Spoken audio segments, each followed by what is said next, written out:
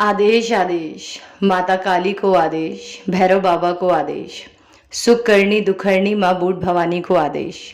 ऊर्जा a central of तंत्र मंत्र एंड अघोरी विद्या में आपका हृदय से स्वागत है।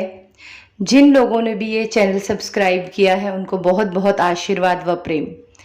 आशा करती हूँ हमारा ऊर्जा का परिवार फले फूले, आगे बढ़े, तरक्की करे। यदि आपने ऊर्जा को अभी तक लाइक शेयर सब्सक्राइब नहीं किया है तो चैनल को लाइक शेयर सब्सक्राइब कर दें। वीडियो देखकर ऐसे ही ना जाएं। एक जरूरी सूचना, आगामी 5 जून 2022 रविवार के दिन दीक्षा का कार्यक्रम रखा गया है। दीक्षा का शुल्क मात्र 5,000 रुपये रखा गया है।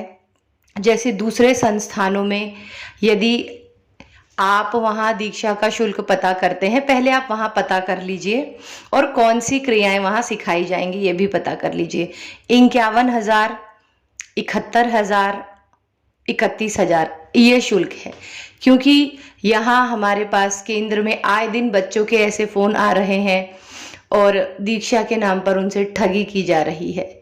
साथ ही साथ आपके मन में ये विचार आता होगा कि ऊर्जा ही केंद्र से हम तंत्र की अघोर की दीक्षा क्यों लें, क्योंकि आप लोगों के लिए एक बहुत बड़ी खुशखबरी ये है कि अभी तक ऊर्जा केंद्र में तांत्रिक और अघोर पद्धति से संबंधित साधनाएं सिखाई जा रही थी, परंतु अब ऊर्जा केंद्र में कपालिक साधनाएं भी सिखाई जा रही हैं और आप जानते हैं कि कपालिक साधनाओं का क्या महत्व होता है। तो आगे बढ़ने से पहले एक बार और निवेदन है कि ऊर्जा को लाइक शेयर सब्सक्राइब करें, वीडियो ऐसे ही देखकर ना जाएं। आज जो कहानी मैं आपको सुनाने वाली हूँ ये एकदम सत्य घटना है, जिसकी फोटो और वीडियो में इस वीडियो में चला भी दूंगी, फोटोज और वीडियो। और ये जो घटना है ये अभी 2 दिन पहले की ही है, 2-3 दिन पहले की। गुरुदेव यहाँ एक पास ही के शमशान में कार्य पूजा के लिए हमेशा जाते हैं, हम भी जाते हैं। तो वहाँ कोई व्यक्ति आया जिसके शायद बेटे को वहाँ पर चांडाल की नौकरी मिली हुई थी, और जब गुरुदेव वहाँ अपनी पूजा के लिए गए तो उसने डांटा उन्हें। उन्होंने बहुत रूड तरीके से गुरुदेव से बात की। वो व्यक्ति विशेष ये चाहता था कि गुरुदेव उसके लिए नोटों की बारिश कराएं या धन वर्षा कराएं, परंतु गुरुदेव ने जब उसको ये कहा कि मैं तुम्हारे लिए ये काम नहीं कर सकता, तुम्हारी मनशा ठीक नहीं है, और यदि तुम्हारा कहीं पैसा फंसा हुआ है या तुम्हारे काम नहीं बनते हैं तो उसकी क्रियाएं मैं तुम्हारे लिए करवा सकता हूं।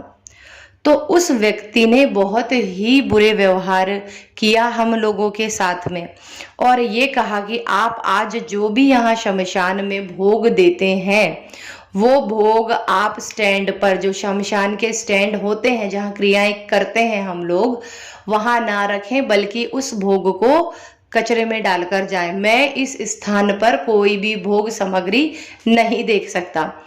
तो हमने उसे बड़े प्रेम से बोला कि ठीक है, आप जैसा चाहें, परंतु अगर शक्तियों तक भोग नहीं गया, क्योंकि पूजन में शक्तियां आएंगी, उन्हें भोग चाहिए, और आगे जो भी होगा आप उसके जिम्मेदार होंगे। और तो भी वो व्यक्ति की बुद्धि नहीं खुली। अंत में गुरुदेव को वो भोग कचड़े के डस्टबिन में डालना पड़ा, परंतु उस भोग को कचड़े के डस्टबिन में डालते समय गुरुदेव ने शक्तियों से कहा कि हे शक्तियां, शमशान काली, शमशान वासिनी और शमशान में फिरती सारी शक्तियां, मैं आज किसी कारणवश आपको ये भोग मैं नहीं दे पा रहा हूं और मैं इसे मजबूरी में कचड़े में डाल रहा हूं। कृपया आप अपनी शक्तियां दिखाइए। आप लोगों को विश्वास नहीं होगा, उस बात के लगभग 1.5 से 2 महीने हो गए और उस शमशान में ना गुरुदेव ने ना हमने दोबारा पैर रखा।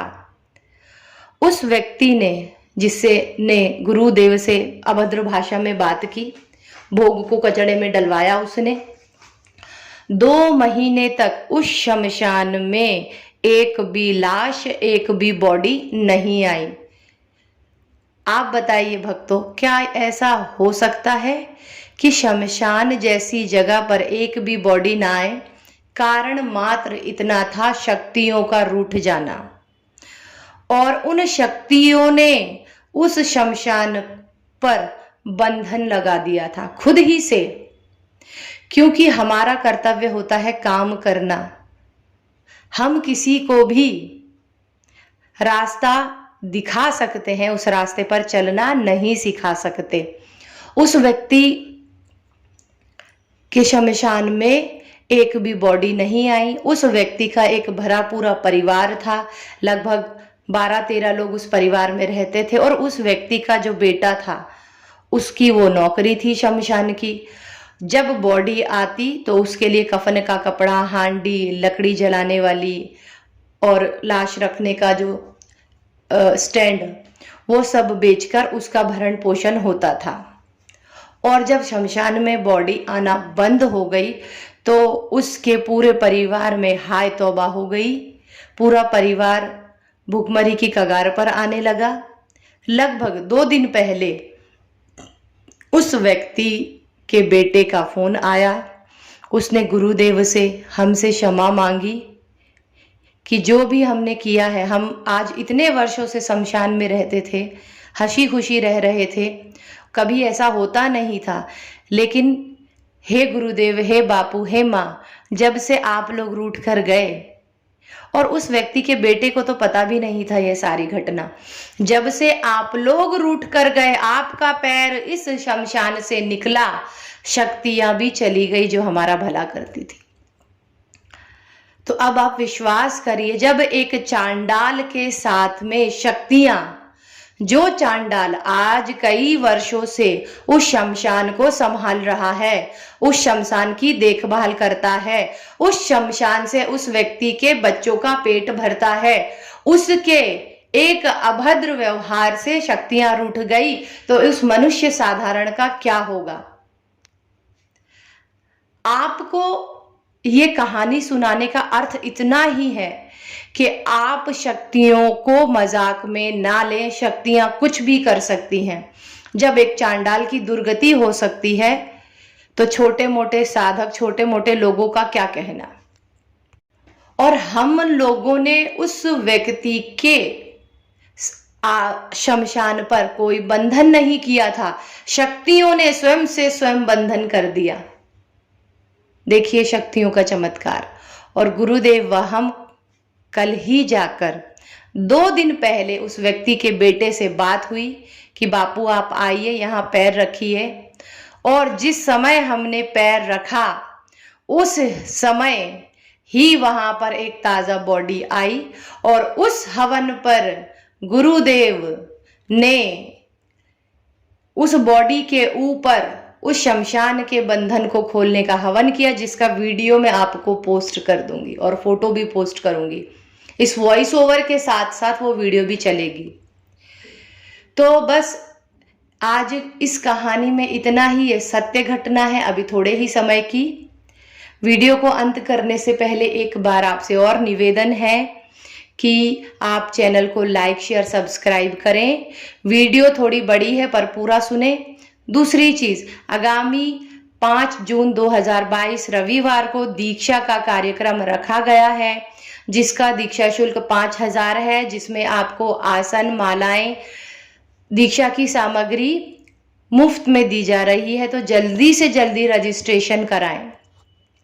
आप सभी को प्रेम व आशीर्वाद। आशा करती हूँ ऊर्जा के परिवार, ऊर्जा से जुड़े लोग खूब फले फूले, तरक्की करें, धन धान्य से भर जाए। आदेश आदेश।